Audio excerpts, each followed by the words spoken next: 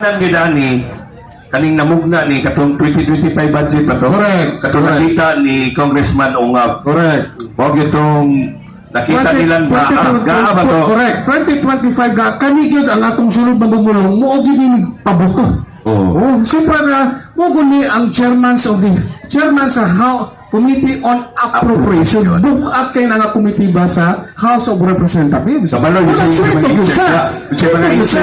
siya ang mga insertions sa mga bakante. Di magyud ni mo malingla. Sa una bitaw nag-insert sila, wa man gipirmahan ni Correct. Sakto. So why paglangay? Atong ihatag ang sunod nga pamumulong ang ato ang garbo sa 3rd District, Congressman Isidro Sig Ongab.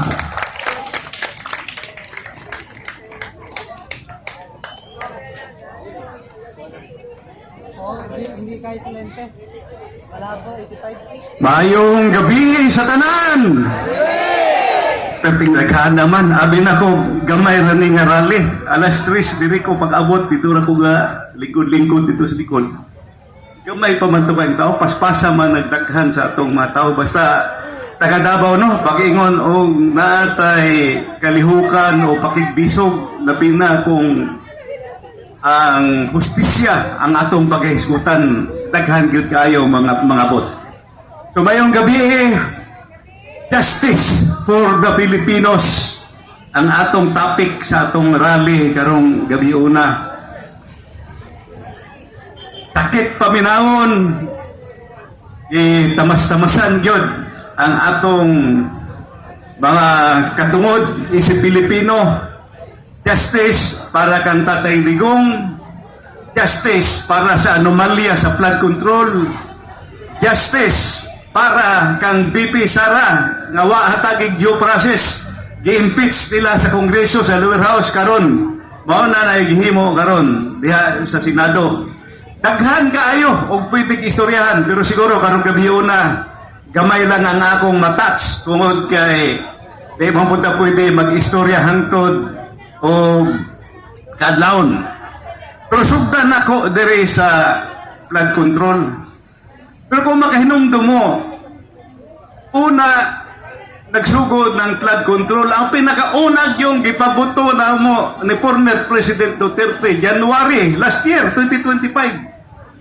Kadtong among nakita, actually nakita na ko to sa Bicameral Conference Committee Report, 28 blank items. Unya, gipirmahan nila ang committee report. Aprobado sa House, aprobado sa Senate. Nga, nahimong national budget. Kadto palang daan, dako na kaayo to nga gitawag og red flag. But ipasabot, questionably yun ang 2025 budget. Tanawa, paghimo pa lang sa budget, nakita na namo. I-describe na ni Tatay Digong amo nang gi-expose sa katawhan nga nay problema ang 2025 budget. Ila di akong gipadayon, ilan gi-implementar. Unsay nahitabo? Nakita nato himbuto ang flood control scandal, anomalya sa flood control. Unya, ang sakit pa gyud kaning mga bayad nga mga media, bayad nga mga unsay tawag nila troll, kanang troll nila walang isulti nga kana daong flood control nagsugod daw na sa panahon ni Digong pa. Sayop, mali o misinformation kana, fake news. Kaya nga naman ang flood control budget sa panahon ni Digong pag-undang niya niadtong 2022 budget, wa pa kaabot og 100 billion, 80 billion pa lang ang flood control. Pag-abot sa administrasyon ni Marcos 2023, 24, 25, tulo pa lang katuig, sobra 500 billion ang budget nga nagabutang sa flood control, dili lang napay ang program funds nga gi-release nga 140 billion. Billion ang giistoryahan. Tining gitawag na to flood control anomaly, flood control scam, mauni ang pinakadako nga anomalya sa tibuok history. In the entire history of the Philippines, mauni pinakadako nga korupsyon nga natabo sa atong nasod. Unya, Usa may nahitabo. Ang kadtong mga nag-expose, kadong una nga ning gawas, kadto si Orly Gutesa, mao pa'y nagtako-tako karon. Nawala. Kadtong kauban nako sa Kongreso nga nahimong senador na isog dito. Banggitan, may utok. Si Congressman yan nahimong senador Dante Marcolita. Siya pa hinoon ang gipriso karon.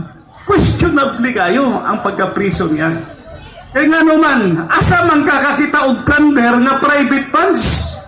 Unya, walay government transaction. Kinahanglan man guna-unta na government transaction nga nakalamang ka, nakasapi ka, unya, gidirect sa pagkidog priso. Unya, kadong magagi-akusa dito sa flood control, wapay na priso.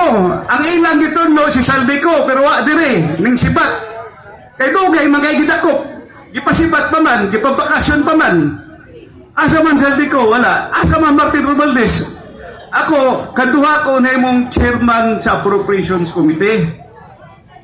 Kanang Appropriations Committee, mao na ang nagunit sa budget. Wala kay himuon nga walay approval sa Speaker of the House.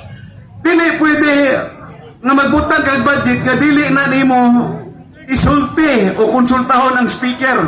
O ya karon asa man si Martin Romualdez, wa man gyud kasuhan pa hangtod karon. Sige nagpospon, sige pospon. Nauna pa si Dante Marcolita, nauna pa si Mike Defensor, nauna pa tong mga nag-expose. Sila pa'y nauna o kapriso. Asa naman ang justisya?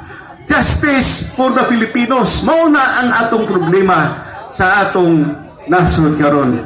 Mauning tama ang niyang atong ginahimo, kay wa may maminaw na to. Usahay, ako, congressman, limitado mi musulti dito.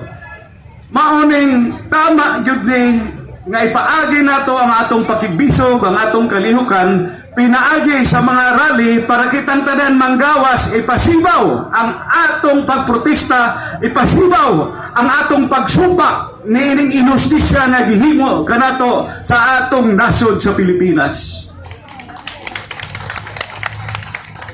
Grabe ang flood control scam. Unya, kung inyong makita sa budget palangdaan ni Vice President Sara Duterte, kitaphagan og dako, ilang gibawasan og dako, kung makainom dumo. Kami ni Congressman Marcolita ang ning depensa sa budget ni Vice President Sara Duterte. Ang among gipoint gani gadto, wa baka mo'y respeto sa Office of the President, Vice President, na gisurang-surang nila na sila scripted nga mga questions. Daghan kayo og mga pangutana, way undang nga questions kay Vice President Sara Duterte. Daghan kayo question sa budget, unya wala gihatagan og respeto naman may gitawag og parliamentary courtesy unta sa usa ka independent department o sa usa ka departamento susama sa Office of the Vice President. Wala nila gihatagan og respeto. Mao tong naningog giming duha dito sa budget hearing. Unya kung makahinumdum mo sa wala pa ning impeachment, aduna sila'y quadcom hearing uway undang. Kitabangan o giimbestiga si Vice President Sara Duterte, giimbestiga nila tong drug war ni former President Duterte. Daghan kay sila giimbestiga dito sa Quadcom. Kadtong Quadcom nakaplano na to para sa usa ka demolition job, para dauton nila si Sara Duterte, para madaot ang pangalan ni Sara Duterte aron dili na makadagan si Sara Duterte sa 2028 apan unsay nahitabo. Imbes dauton nila, nakita naman hinoon sa katawhan ang ilang gihimo nga baka. Nakita naman hinoon sa katawhan ang ilang gipabricate nga mga kaso. Gihimuan nila og istorya nga klaro kaayo nga scripted. Ug ato man kini nga makita karon. Sugad 2022 nga nahimong Vice President si Sara Duterte, sige man og saka ang iyang approval ratings, ang iyang net satisfaction ratings perti mang taasa. Siya ang pinakataas og satisfaction rating sa tanan high government, top government ranking officials. Mas taas siya sa presidente. Ang presidente na to, negative. Ang satisfaction ratings. SWS, Pulse Asia, Publicos, kana mga respetado nga mga survey firms, mga poll firms, ang tawag niya na. Mas taas pa si Sara Duterte sa presidente, mas taas pa siya sa Chief Justice, mas taas pa siya sa Senate President, o mas taas pa siya sa Speaker of the House. But ipasabot, adunay trust rating nga aprobado si Sara. So dapat ang iyang kaso dili culpable violation. Kaya naaman siya trust rating nga taas. O tong giingon ako to sa akong Facebook. This is a big approval for Sara Duterte. This is a portrayal of trust. This is not a betrayal of trust. This is a portrayal of trust by the Filipino people. Hisalig sila sa atong Vice President. Tuwa ka tuig, walay undang, sukad atong paglingkod. Sa 2022, ang tulo ka tuig na, 22, 23, 24, 25, way undang, kada adlaw, tirahon dito sa Quadcom, pagkahuman sa Quadcom, tira na po sila sa impeachment. Pero hindi ang tabo ang sinetabo sa impeachment sa House of Representatives. Dito sa impeachment, na ay mga nag-file of articles of impeachment o patong original, i-withdraw tong isa, i-drop tong isa, duha na lang ang nagpadayon ng articles of impeachment. Kaya kadtong articles of impeachment sa duha ka tawo nga gi-file, mao kay gihearing sa Committee on Justice. Ang membro sa Committee on Justice 55 ka member sa Committee on Justice. Kanya kaming mga taga Davao wala man gyud may komite. Si Paulo, si Omar, ako, si Harold Bod, party list na to sa PPP. Wala may komite. Wala gyud may taga i-komite, zero komite ni. So di may kalingkod dito sa Committee on Justice. 55 members sa Committee on Justice. Ang sulti dito, kung dili ka membro sa komitiba, pwede ka lang mag-raise of manifestation, pero dili ka pwede mangutana sa witness. Dili ka pwede mo-question sa evidence. Na may kauban dito, nganing question dito, i-out of order pa siya, gi-insulto, nga dili ka member sa committee. Ang sulti nila, ang pwede lang mangutana sa Committee on Justice, 55 members sa Committee on Justice. Ang dili no member, dito na may mangutana sa pag-abot sa plenaryo. Sa plenaryo. O sige, hulata. Pero kung sa ilang gihimo dito sa Committee on Justice, ang original complaint kidungagan. O niya, gigamit nila ang supoy na power sa Committee on Justice. Nanguha silang bag-ong ebidensya, nanguha silang bag-ong testigo, gidungag dito sa original complaint. Pwede ba ka na? Nga gitubag naman ni Sara Duterte, ni Vice President, itong original complaint siya ha. Motong akong gi-question sila pag ako sa floor, pwede ba ka na? Nga di ninyo patubagon sa bag-ong complaint. Kaya dili naman yung mao ang original complaint sa kan Sara Duterte. Apan pag-abot sa plenaryo, believe it or not, ang ilang saad sa amo, kami daw pwede mangutana dito sa plenaryo. Pag-abot sa plenaryo, we were only given 3 minutes to ask question. Only 3 minutes without extension sa interpellation. Unsa naman ka na? Budol-budol. Where is due process here? Unya, kuha nila ang boto.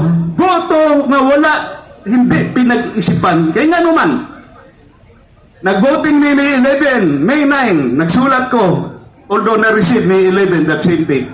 Nangayo ko og transcript, ang vote, pasabot ang transcript, kadtong minutes sa meeting dito sa Committee on Justice. 5 o 6 ka committee hearing sa Committee on Justice. Kaya ba mo, gano'n sa nahatag sa ako, ang transcript of records, May 25, humana ang voting. Kaya kung purpose unta ato, basahon ako, kaya na ko'y gusto ipang-verify, before mag-deliberate dito sa Kongreso, wala dahil sila transcript.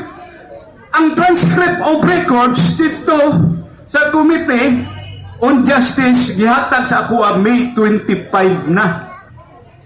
Pero inyong nakita karon pag-abot diha sa Senado. Nakita ninyo nga daghang inconsistency, daghan og sayop-sayop. Pitsa, sayop-sayop kay ngano man wa man maayo og ma-deliberate dinha sa House. Ikaduha, natay bantayanan dinha sa Senado. Kinahanglan kitang tanan magmatdon. Kay ngano man nagalingkod si Alan Cayetano as Senate President. Gani, nagsakripisyo si Senator Bato de la Rosa, nagpakita siya dito, aron makuha ang 13 kabuto nga kinahanglan. Kaya pila man na sila ka senador, 24. Pila yung majority sa 24, 50% plus 1. 12 plus 1, so you need 13 votes to become the majority. Pag-abot dito, nakuha na ni Cayetano 2 or 3 weeks siya nahimong Senate President. I-take over siya, gikudita siya, gipulihan siya og 12 lang ka senador. Kulang og isa para mapulihan apan wa sila mo patuo. Asa naman ang tinuod nga constitutional hierarchy? Ang konstitusyon nagsulti, majority is 50% plus 1. 13 kabuto, ilang giilik o 12. Mao daw tong nag-usab jud sila og sesyon, nagpa-request og special session para mahimo silang 13. Apan, if you will remember, katong 12 sila, nagpasa sila og resolusyon, giamendar nila ang rules of impeachment. Nga 12 lang sila ka senador, o nya nagpili sila og presiding officer. Dili man na pwede. Kung magpasa ka resolution to amend, you need 13 votes. O nya, sa konstitusyon, kung basihan nato ang mga naghimo sa konstitusyon, framers of the constitution, it should be the Senate President. Ang Senate President ang mag-preside. Nakita, bitaw mo itong impeachment ni Corona, si Senate President Enrile. Si Senate President Enrile ang nag-preside. Paglingkod ni Cayetano isip Senate President, nag-elect pa siya. Nag-elect pa sila o Senate President o presiding officer nga mo preside sa impeachment? Wala. Because it is automatic, supposedly. Pero karon ang ilang himo, nag-elect sila ang presiding officer. So I think that is a big question nga moabot pa dito sa Supreme Court. Gi-question na karon, I think. Dili lang kana. Ang akong gikahadlukan, kay naana sila tendency nga ilang i-take over ang Senado sa 12 votes lang, nga dili 13. Nga ilang angkon majority na sila. Ilang himo 12 votes lang ilang giamindar ang rules of impeachment. Ang akong gikuyawan kay di man nila makuha ang 16 votes, basig ipugos nila nga dili 16 votes ang gikinahanglan para mag-convict kang Sara Duterte. Di jud ta mo sugot kay naana sa balaod, naana sa konstitusyon nga 2/3 vote ang gikinahanglan para ma-convict sa impeachment ang atong Vice Presidente. Dili kita mo sugot ni ana. Kaya kung ilan ang ios-os, that is another big constitutional violation. Asa naman ang hustisya? Asa naman ta mo padulong kung waktay kasumbungan? Ang atong kauban na Senador Marcolita, si Priso, ang atong higala na si Senador Bato, nagtago-tago. Unya, nakabasa man po mo siguro sa newspaper, sa radyo, sa television, o sa social media, nga gani ang Estados Unidos nagsulti na sila nga dili kami mutugot nga ang ICC mag-apil-apil sa soberenya. Kay kami usa ka independent nga nasod, kinsa man ang mga ICC nga dili man na sila mga elected officials, kinsa man ang ICC nga naaman sila kaugalingon nga justice system dito sa Estados Unidos. pastilan na unsa man ang Pilipinas. Using the same analogy, using the same logic, nganong musugot pa ng Pilipino nga mag-apil ang ICC, apil-apil ang ICC sa tuwa, nga namatay justice system, namatay functioning Supreme Court. Ngano, nga mag-apil-apil man ang ICC sa tuwa, nang tago, gihadlok si Senator Bato, nga dakpon gamit ang ICC warrant, nga wala may local warrant. Dili ba? O niya, ang Estados Unidos, nauna pa o question kaysa tuwa.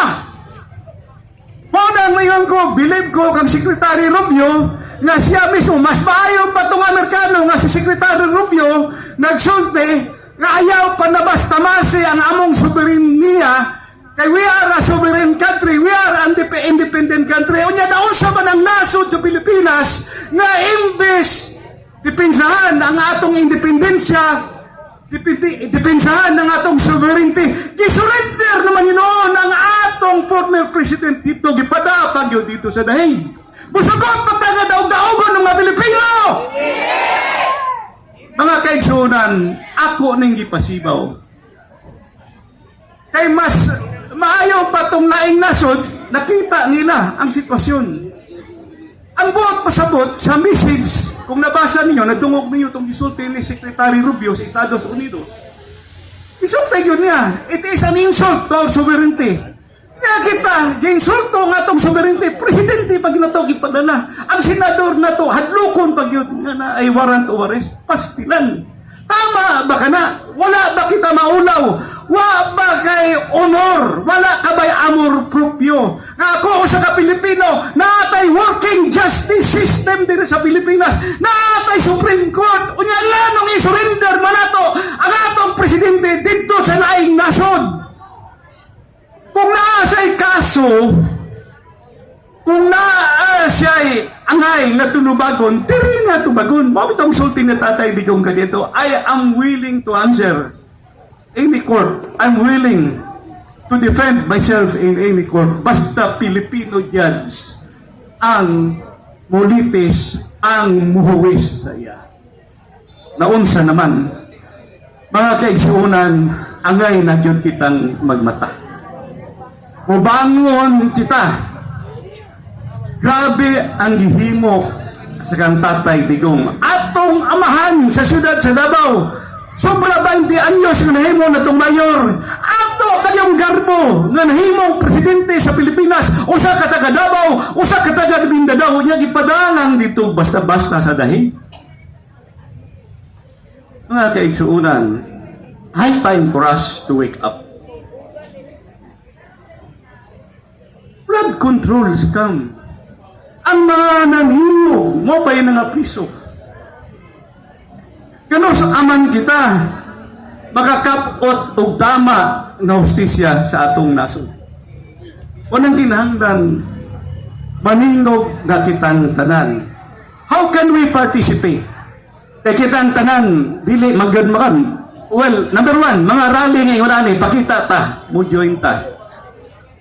Kanang mga newspaper items, kanang mga page sa Facebook, sa YouTube, social media, naaman ay comment item. Libre man na, pwede man ka mo komentaryo. Ipasibaw ang inyong kaligot-got, ipasibaw ang inyong mga komentaryo. Isulti ninyo, nga nganong inyong maninghimo, nganong wa man tay hustisya dili sa atong nasod. Isulti ka na. Pwede ninyo ka ng buhaton. Sa inyong mga paryente, pareho sa itong gihimo niya itong 2016 kung makahinumdo mo. Ang gihimo sa tanan mga taga Davao, kay ang siyudad sa Davao, ni Amandere, ang nagkalain-laing tribo sa tibuok Pilipinas. Niya ay mga Ilocano, niya ay mga Kapampangan, niya ay mga taga Bicolandia, na ay mga Bisaya, Bulanon, Ilocano, Waray, Muslim, tanan tribo na diri sa Davao. Ang atong gihimo, di ba? Sa pagpadagan pa lang kang digong, nagsugod sa listening tour, niya nagteksta sa mga lugar. Kadong mga asosasyon din Asosasyon sa mga Cebuano, Kaliwat sa Bohol, Lagungan, Tikapangpangan, kadong mga asosasyon diri sa Davao. Nag-text sa ilahang mga hometown nag-text sa ilang mga parente nga ang among mayor sa Davao mudagan pagka-presidente. Mao po na ang atong buhaton. May balol silang tanan. Kining kadako nga inustisya naghimo og mga kaygalaan hapit na June 30. Lampas na ang June 30, 2026. June 30, 2028, 24, 23 na lang kabulan. Eleksyon na sa 2028. Mga kagalaan, mutuo ba mo nga ma-impeach si Sara Duterte? Mutuo ba mo nga kanang iyang gihimo nga mga sala nga ilang gipasumangil saya tinuod? Dili! Mga kagalaan, karon palang daan, high time for us to open our voice to the highest public scrutiny or the public mind, public consciousness. Let us inform the people that we have a very strong and formidable candidate here from Davao City, the former mayor, the president, vice president of the Republic of the Philippines, to be the next president in 2028, Sara Zimmerman Duterte! Duterte! Duterte!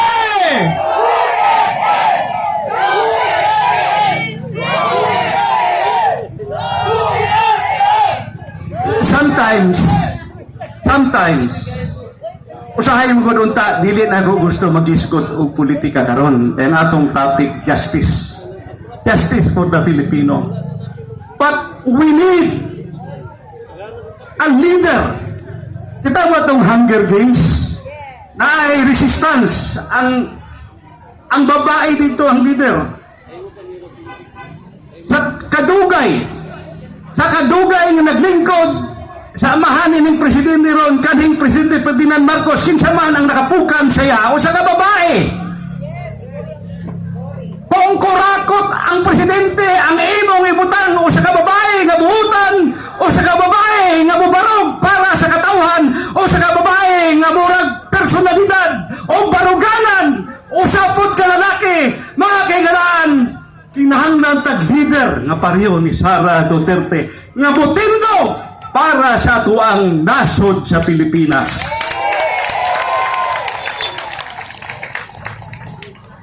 Matay ning daghan man kalit ang matao, abot naman sa tumoy. Pilip yung sa taga Davao, pag magtapok ng taga Davao, no, gamay lang notice, no? So I hope this is the start. Daghan pa kung gusto unta i-istorya. Kay sa tinuod lang, sa Kongreso, actually, I am one of the most experienced members. Ikaunang nabot kong termino karon sa Kongreso. Kita yun ako kung giun sa pagdinunto ang atong budget. Kita nako kung giun sa nila pagtikas ang atong budget. Ako nang hinaot nga ang atong Supreme Court mo aksyon. Ako nang hinaot nga atong Supreme Court maminaw o muhatag sa ilang tama nga desisyon bahin sa budget. Kadto lang i-file na mo, kadtong i-expose na mo ni Mayor Rudy Duterte, 28 blank items. Asa ka man nga kakita, bisag barangay captain, asa man na mo pirmag na blanco. Bisag organisasyon, asosasyon sa dayong, mupirma ba ng inyong presidente, ang inyong board of directors na blanco. Mga kaigalaan, budget sa nasod sa Pilipinas, 28 blank items gipirmahan sa mga bugok ng mga senador o congressman pastilan. So mga kaigsunan, I hope, actually diri sa Davao, halos 90% nakasinabot yung tanan. Ang ato lang, kining atong gihimo karon. I hope this is the start. The Friday protest is the start all over the Philippines. Ipagawas ang ato ang kaligot-got. Ipagawas ang atong paghandom, ang atong paglaom nga unta mahatagan og tinuod nga demokrasya, mahatagan og tinuod nga hustisya kining atong nasod sa Pilipinas. Ug ayaw kalimot, dili gyud nato kalimtan nga aduna kitay labaw nga pagagahom. Kristiyano man, Muslim, unsa man ang atong relihiyon, there is one Almighty God who decides the fate, who decides the destiny of men and nations. E kung siguro wala ang Ginoo, makaluluoy kaayo ang Pilipinas. Remember, it was, I think, divine intervention. And I think it was nature who reminded us na kaning flood control budget, flood control scam, kung dili yun ni hatagan o gusisya, basig mas daghan pang moabot nga kalamidad, mas daghan pag si bako nga mamatay. Grabe. Medyo technical lang. Pati ang foreign loans ilang gihilabtan diri sa flood control. Daghan kay gihilabtan. O kana ako na nang gibatpat dito sa hawanan sa Kongreso. And if you remember, ako tong una nga ning singgit dito sa Kongreso na this is the most corrupt budget in the history of Congress. Magagalaan, hinaot nga atong sa pagpamauli, karong gabiuna atong hunahunaon, palandungon ug maayo.